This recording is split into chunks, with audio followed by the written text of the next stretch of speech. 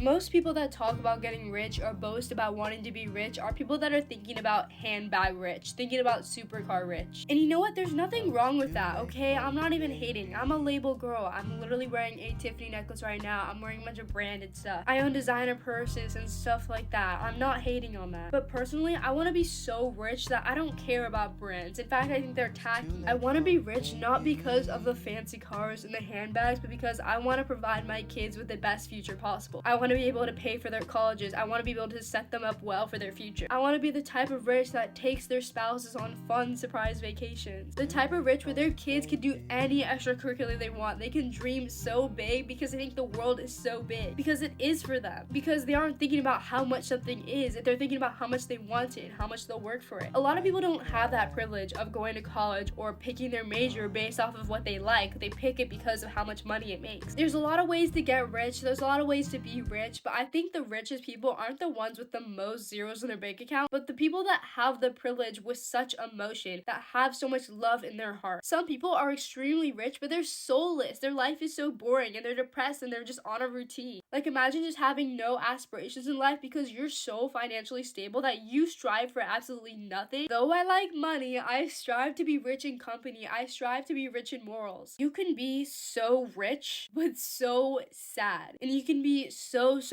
poor, but you can be so happy with yourself and content with your life. So maybe if you're not necessarily in the best situation or you're struggling financially, just know that there are other ways to be rich. Like, for example, I'm terrified to go to college because that means I'm gonna be a brokey. Like, right now, I'm in high school. I don't have to worry about the roof over my head. I don't have to worry about the food on my plate because my parents help me with that. But in college, I have to get my own dorm. I'm not gonna be able to go out as much as I used to. I'll have responsibilities. And as an upcoming senior, I feared that. I feared growing up. I feared going to college because that means I would start having to pay for things myself. I love shopping. I love going out to eat. I love doing expensive things, I'll be honest. And I would always think to myself, like, wow, I'm gonna be so depressed when I become a college student. I'm gonna be so sad. But now looking back on it, I'm so rich. And I'm not saying rich in money. I don't have a lot of moolah in my bank account. I'm saying I am so rich in education. I'm so privileged to be able to go to college and get a degree. And I know that sounds like something so small, and I know we're all stressing about college apps and getting into the best colleges, but at the end of the day, some people don't even have access to an education. Some people don't even have their high school diploma. Some people don't get that opportunity to go to college to learn and to become what they want to be in life. And I feel like a lot of the times, like, I am very ungrateful for that, and I forget how much of a privilege it is to have an education, to learn. And even though sometimes school feels like a total bummer, school feels like a burden, I always have to remind myself to stay humble and